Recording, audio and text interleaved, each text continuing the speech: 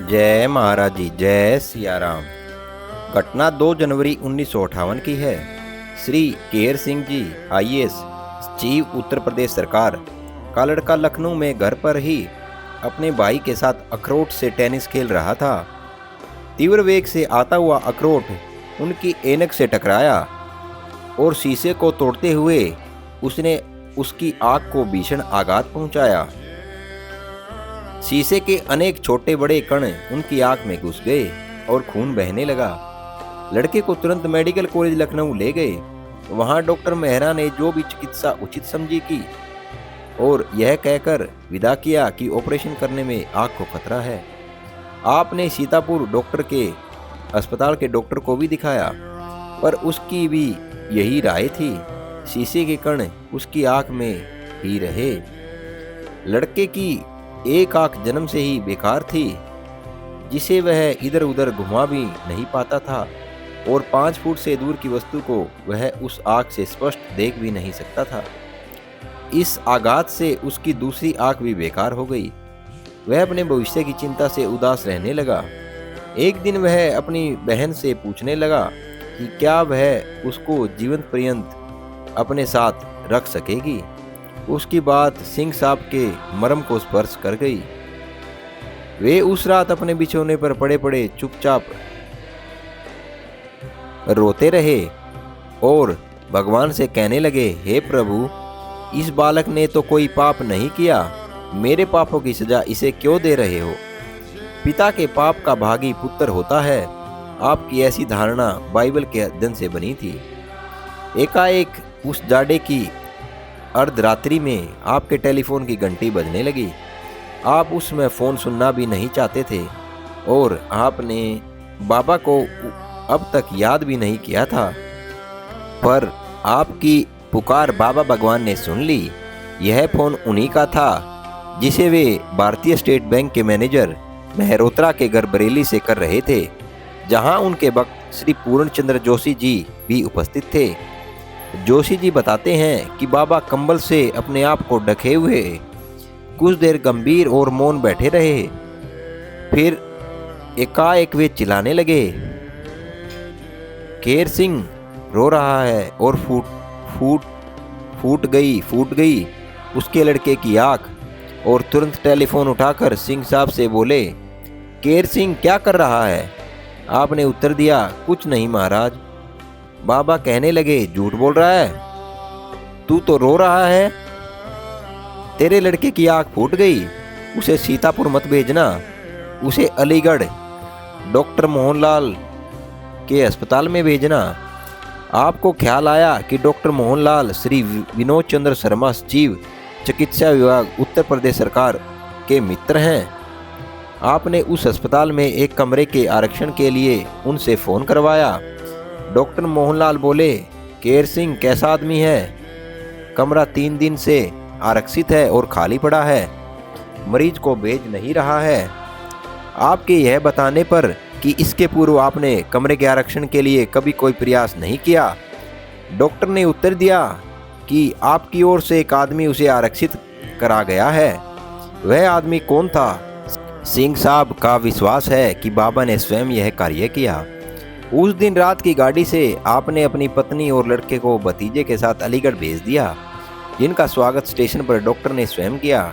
Doctor ने इस लड़के के संबंध में 7 विशेषज्ञों की एक मीटिंग बुलाई और प्रत्येक से पूरी जांच पड़ताल के बाद अलग अलग रिपोर्ट मांगी। 6 डॉक्टरों ने ऑपरेशन के विरोध में राय दी।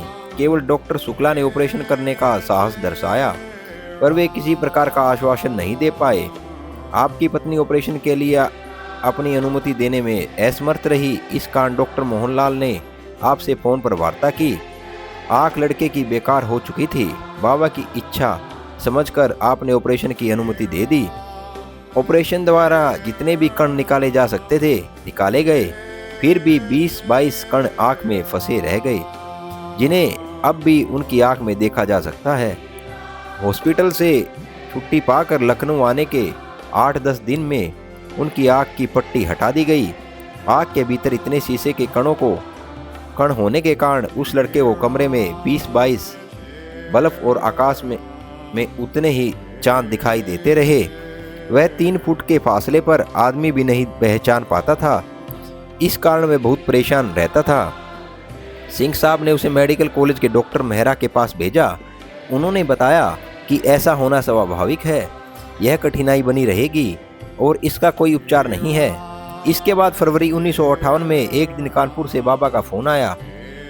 सिंह साहब उस समय चिवल्ला जाने की तैयारी में थे। बाबा बोले, तू कानपुर देव कामता दीक्षित के घर चला आ। उन्होंने आपको उनका पता भी बता दिया।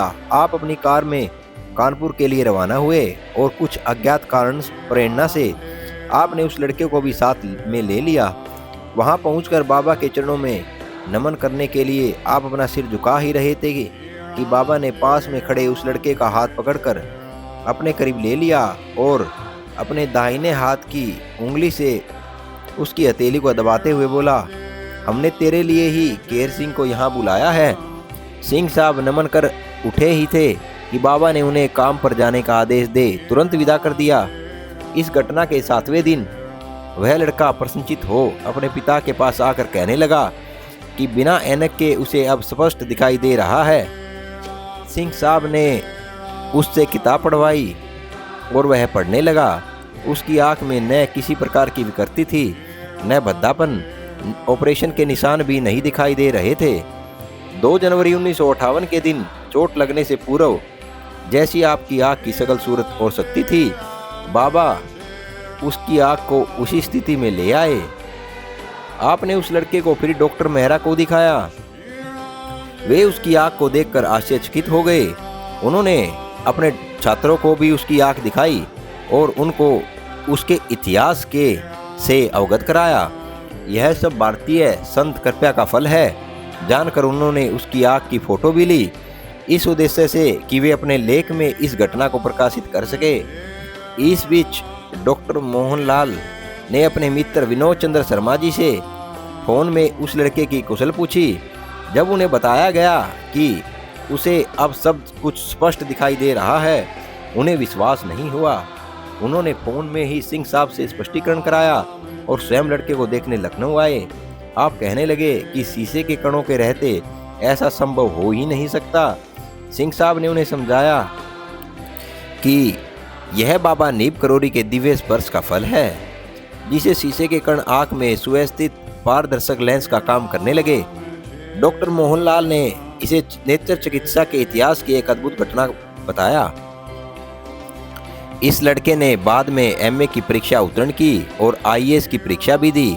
28 वर्ष बीत चुके हैं। बाबा की कृपा से ये शीशे के कण उसकी आंख में कभी खटकते भी नहीं, न ही कभी आंख खुजलाती है और न उसमें दर्द ही होता है। आंख लाल होते भी कभी नहीं देखी गई। मई 1958 में एक दिन लखनऊ में केर सिंह जी को बाबा के दर्शन का सौभाग्य प्राप्त हुआ। बाबा उनसे कहने लगे, तू उस रात कह रहा था भगवान मेरे पापों का दंड लड़के को क्यों दे रहे हो। ऐसा कभी नहीं कहना चाहिए। भगवान कुछ नहीं करता, व्यक्ति अपने कर्मों का फल स्वयं भोगता है।